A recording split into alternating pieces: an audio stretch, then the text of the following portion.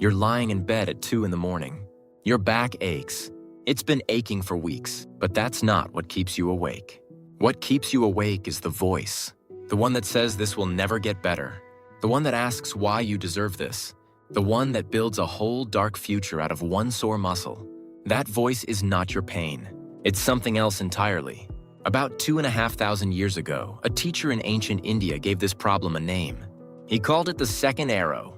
The first arrow is the thing that hits you. The burn, the loss, the bad news. You can't dodge it. Life throws first arrows and they land. But the second arrow? That's the one you pick up and drive into your own chest. The story you tell. The panic you build. The way you turn a bad moment into a bad life. And here's what nobody told you. Most of your daily pain comes from that second arrow, not the first. What if you could learn to catch it mid-flight? Think about the last time something went wrong. Maybe a harsh word from someone you love.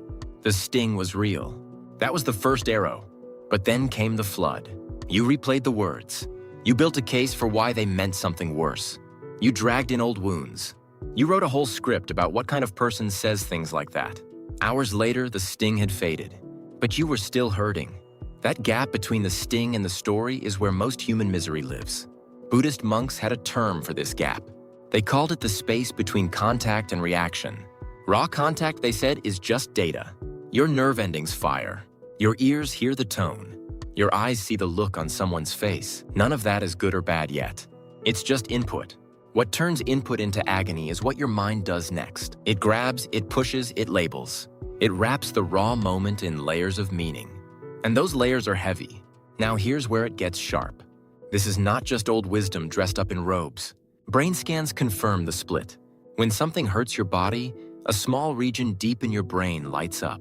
It registers the raw signal. Think of it as the alarm bell. It rings, and for a brief flash, that's all that happens. Pure signal. But within moments, a completely different part of your brain takes over.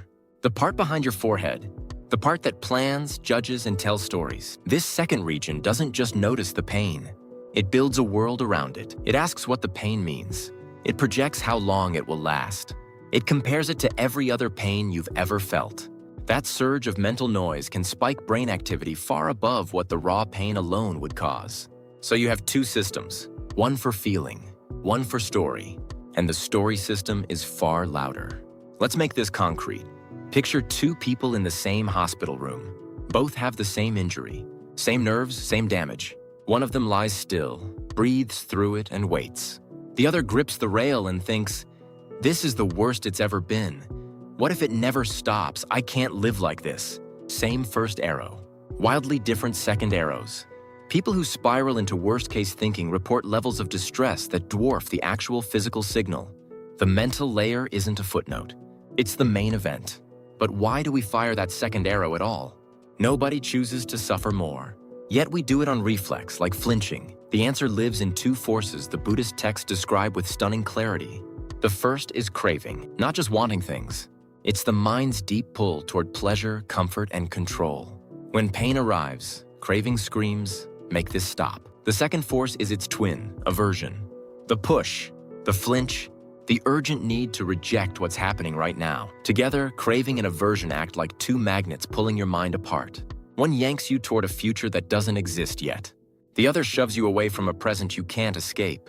And between those two forces, your mind loops. It burns energy fighting a moment that's already here. This is not weakness, it's habit. Your brain learned these loops young. Every time you cried and someone fixed the problem, your brain filed a note. Resist hard enough and the bad thing goes away. That worked when you were small. But as an adult, most pain can't be cried away. The loop keeps running though. And now it causes more harm than the original hit. Here's the twist that makes everything harder. Not all second arrows are loud. Some are so quiet you don't even notice them. A subtle tightening in your jaw when traffic slows down. A flash of envy when a friend shares good news. A faint sense of dread when your phone buzzes. These micro arrows don't announce themselves. They stack.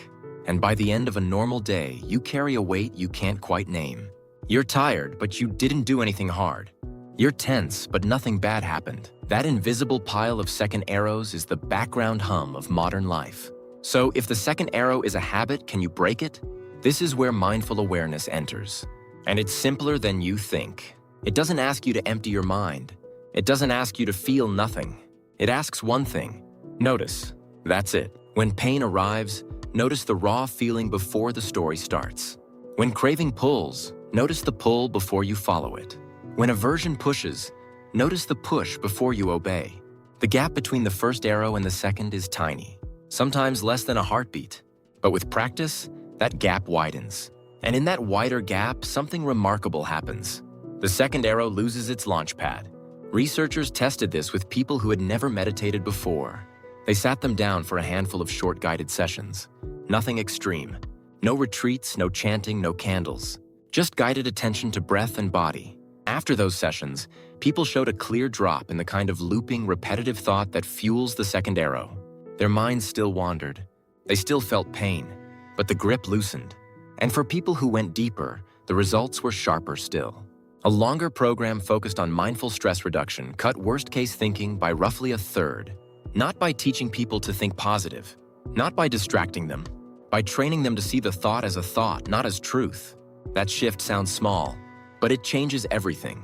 Because once you see the second arrow forming, you have a choice. And choice is the whole point. But wait, there's a real problem with this idea, and it would be dishonest to skip it. Telling someone that suffering is optional can sound cruel when the source of their pain is not just internal. Poverty grinds people down.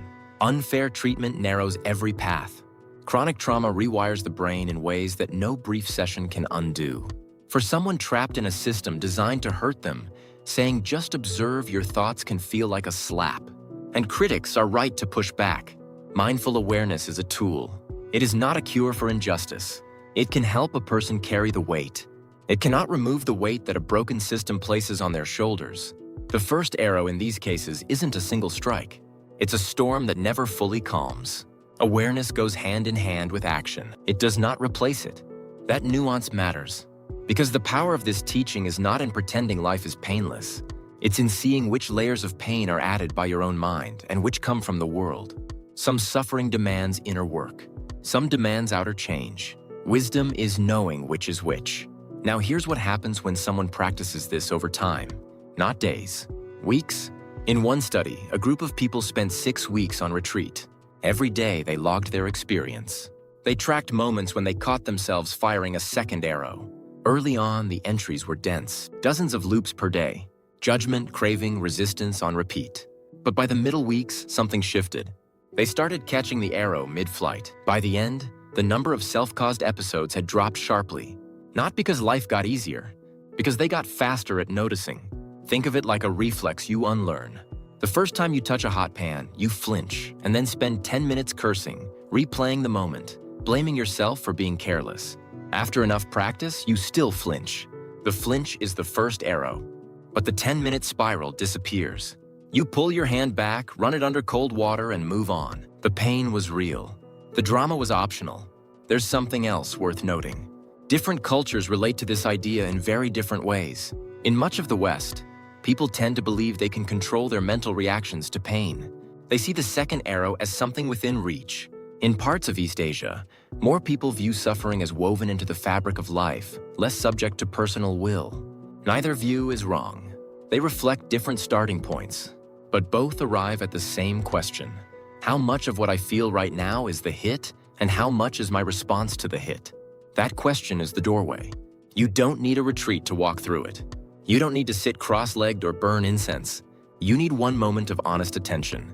The next time something stings, pause. Feel the raw hit. Then watch what your mind does next. Watch the story begin to form.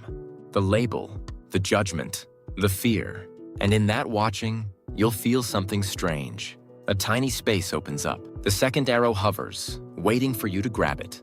And for the first time, you might notice you don't have to. If this shifted how you think about your own pain, even a little, there's a whole world of ideas like this on the channel. Drop a comment and tell me what's one second arrow you fire at yourself every day. I'm genuinely curious. The first arrow struck before you were born. It will keep striking until the end. But the second one? That one was always in your hand.